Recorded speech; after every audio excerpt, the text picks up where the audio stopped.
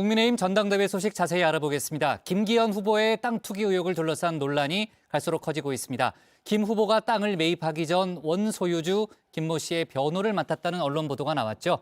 민주당은 김 후보가 김 씨에게 개발 특혜를 줬다는 의혹도 제기했는데요. 김 후보는 가짜 뉴스라고 반박했습니다. 자세한 내용을 정치 인사이드에서 짚어봅니다.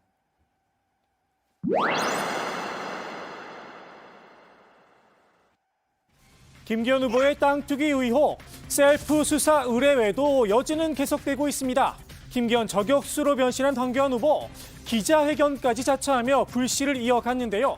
한마디로 김 후보가 정작 필요한 해명은 뒤로한 채 엉뚱한 답변만 내놓고 있다는 겁니다. 1, 2, 3안을 만든 사람들은 바보였습니까?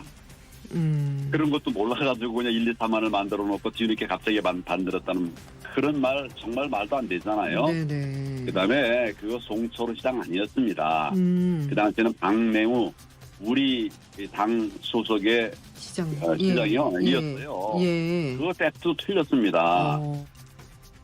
언론과 민주당의 추가 의혹 제기도 이어지고 있죠.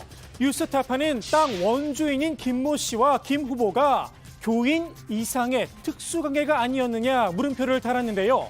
땅을 매입하기 전 김모 씨의 차명부동산 소송을 김 후보가 맡았던 인연이 있었다는 겁니다. 김 후보, 소송을 맡은 게 뭐가 문제냐는 입장인데요. 교인이었었다는 점만 되풀이해 설명할 뿐 명확한 해명은 내놓지 않았습니다. 단순한 교인 지인 관계가 아니라는 그 지적이 나오는데 설명 좀 해주시죠. 같은 교회에 다녔던 교인인 것이 명확하고요. 지금 다만 현재는 다른 교회에 다니고 있습니다. 같은 교회에 다녔던 집사인데 뭘 또 아니라고 가짜 뉴스를 그렇게 마구잡이로 퍼나르는 사람들 반성하십시오. 김 후보와 김모 씨의 관계, 민주당은 개발 특혜를 줬다는 의혹도 제기를 했죠. 김기현 후보는 자신의 측근인 김기현 씨가 조합장으로 되어 있는 울주군 상북지구 도시개발사업 승인 과정에서 울산시장으로서 특혜를 준 것은 없는지 국민들 앞에 떳떳하게 의혹을 해소해야 합니다.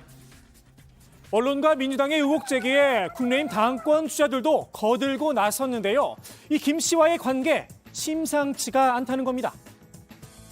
저보다 약간 윗세대의 선배 변호사들은 뭐 일산 땅을 성공보수를 받아가지고 떼부자가 됐다거나 뭐 이런 일들이 생각보다 꽤 있었습니다. 이거 혹시 성공보수를 대물로 받은 거 아니냐 하는 탈세 의혹이 충분히 제기될 수 있는 부분들이 있다고 보고요. 여러 하루 만에 땅을 사가지고 땅 산 지 11일 만에 이걸 팔았어요. 예. 그 11일 사이에 사업이 어려워집니까? 그리고 그 김 씨가 이 땅만이 아니에요. 예. 여러 땅과 관련돼 있습니다. 성공 보수설, 특혜 의혹설, 여기에 재산 관리자설까지 제기된 상황인데요. 결국 시작은 김모 씨와 부동산 땅 거래죠. 매매 계약서부터 공개하는 게 어떨까 싶습니다. 김 씨와의 부동산 매매 계약서를 투명하게 공개하여 부동산 투기, 토건, 토착비리 의혹을 해소하고 당대표 선거에 임하길 바랍니다. 김 후보의 투기 의혹으로 당 안팎이 시끄럽지만 전당대회에 미칠 영향은 제한적이라는 평가가 나오고 있죠. 실제로 여론조사 결과에서도 확인이 됐는데요. 국민의힘 지지층, 이른바 김기현 리스크가 없다는 응답이 56.3%에 이르렀습니다. 국민의힘 당심은 흔들림이 없다는 겁니다. 답정너라는 거 있잖아요. 제가 요거를 전당대회를 보면 답정표입니다.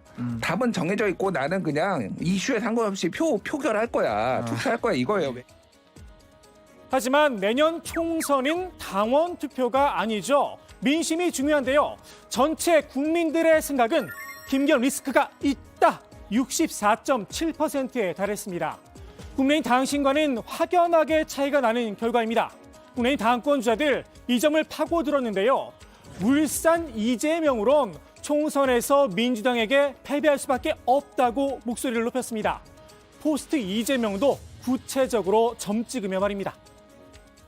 김부겸 전 총리만 하더라도 김기현 대표가 1대1로 붙어서 이길 수는 없는 상대라고 저는 봅니다. 그래서 저는 그 사람들과 싸워서 붙어서 도덕적으로도 그리고 또 혁신적으로도 이길 수 있는 사람은 저밖에 없다.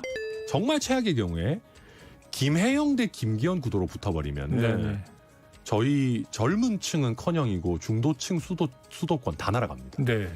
그러니까 김혜영이면 김혜영 카드가 만약에 나온다고 하면 김혜영 천하람이 붙어야 해볼까 말까 하는 상황. 민주당의 새 지도부와 맞설 상대 두 후보 모두 바로 나라는 건데요.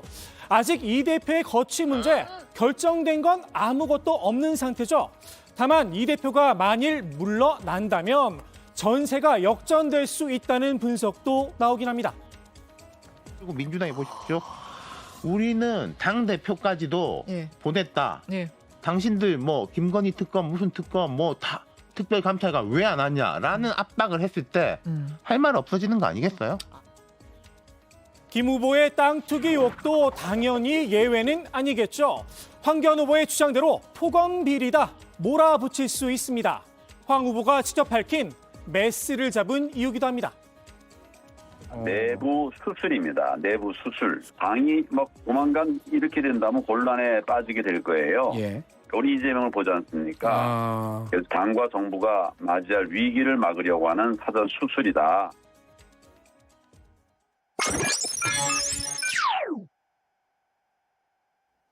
이제 일주일도 채 남지 않은 국민의힘 전당대회 1차 투표로 끝나느냐 결선 투표까지 가느냐 아직 전망이 엇갈리고 있죠.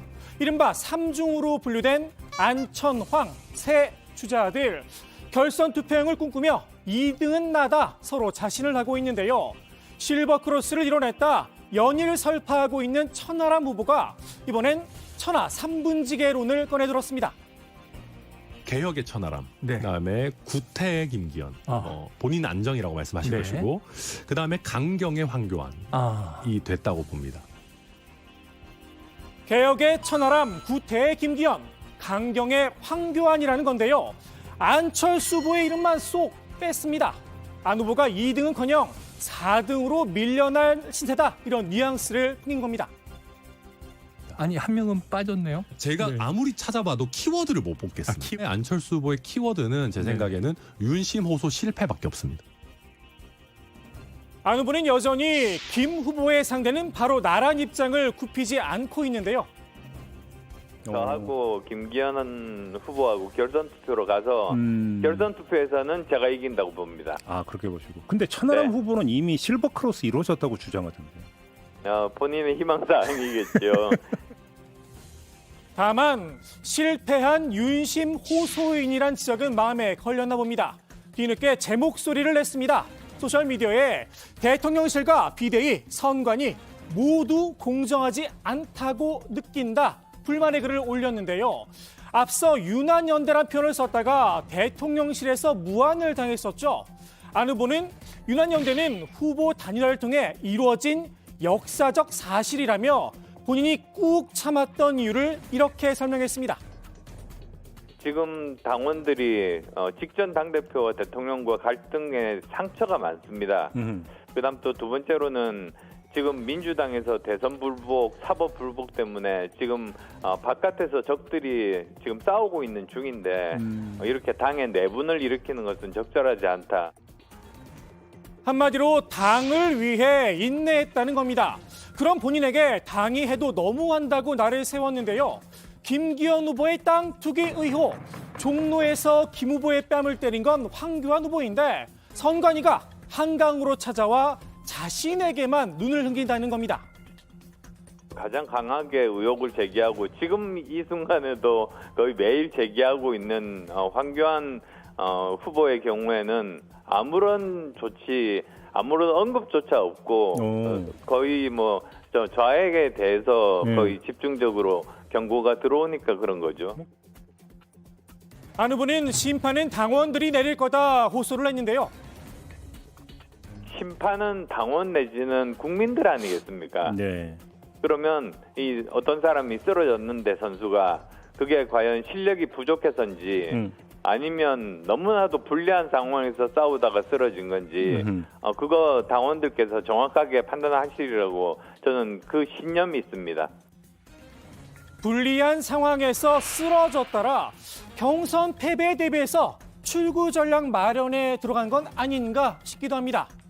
안 후보를 실패한 윤심 호소인이라고 저격한 천하람 후보 천 후보에게도 이준석 아바타란 꼬리표가 달려 있죠.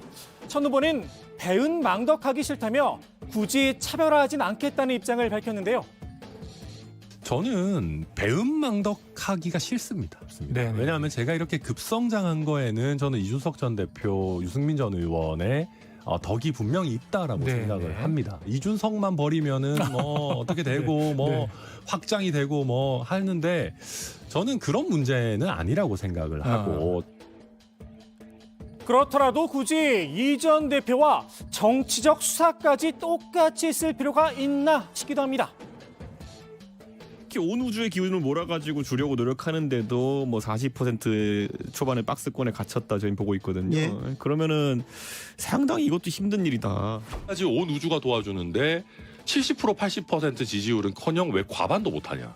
그러니까 이거는 지금 김기현 리스크가 작동하는 거예요. 이준석 아바타다. 괜한 공격의 빌미를 줄 필요는 없겠죠.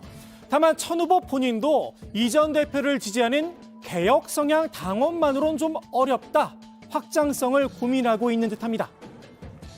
개혁 성향 당원들이 원하는 대로만 하겠습니까? 그러겠습니까? 이제는 결선을 염두에 두고 조금 확장적으로 가야 되는 부분도 뭐 실제 있는 게 사실입니다. 황교안 후보는 김기현 후보와 연대 가능성을 흘렸다가 다급하게 주워 담았죠. 정통 보수 정권 재건의 뜻이 있는 분, 그분이 김기현 후보이시는 아니신 거죠? 아니 그렇게 되지 않을까요? 뭐 제가 안 되고 만약에 남은 것이 이제 우리 김기현 후보다. 그러면 안 뽑을 수는 없으니까. 결선에 올라가면이 아니라 최종 당 대표가 된다면 그때는 당과 나라를 위해서 힘 합해야 되겠죠. 당연히. 앞장서 사퇴를 주장하더니 안 뽑을 수 없더라. 모순된 주장이란 비판이 부담스러웠나 봅니다. 여기에 황 후보의 지지층 입장에선 황당스러운 노릇이겠죠. 결승선까지 뛰어보지도 않고 먼저 포기를 선언한 것처럼 비칠 수 있습니다. 그래서일까요? 오늘은 결선행을 다짐했습니다. 만약에 다른 두 명이 올라가게 된다면 어느 쪽을 조금 지지하면 좋을 것 같습니까? 이루어지지 않을 조건입니다. 올라가신다고 보시는 겁니까? 반드시 결선에 올라가고 또 우리 당을 책임지는 역할을 하도록 모든 노력을 다하겠습니다. 국민의힘 전당대회 정책은 사라지고 정쟁만 남았지만 후보들의 다채로움 하나만큼은 인정해야 하지 않나 싶습니다. 오늘 정치인사이드 윤희숙 전 의원의 촌평으로 마무리합니다. 우리 당은 이렇게 가겠다. 뭐 이런 소망을 얘기하는 전당대회가 됐으면 좋겠는데 안 됐어요. 근데 어쨌든 후보들 간의 뭐 다양성은 나타나니까.